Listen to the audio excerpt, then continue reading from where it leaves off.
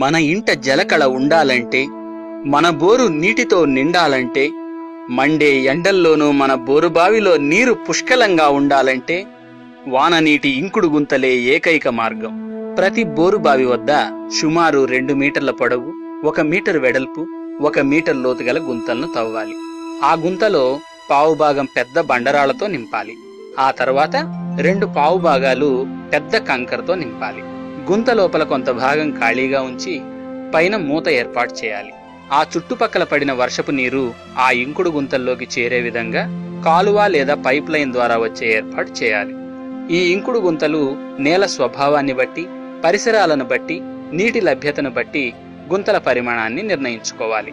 ఇంటి ఆవరణలో బోరుబావి ఉంటే దానికి అతి దగ్గరగా ఈ గుంటను ఏర్పాటు చేస్తే బోరుబావి ఎండిపోవడం అన్న సమస్యే ఉండదు.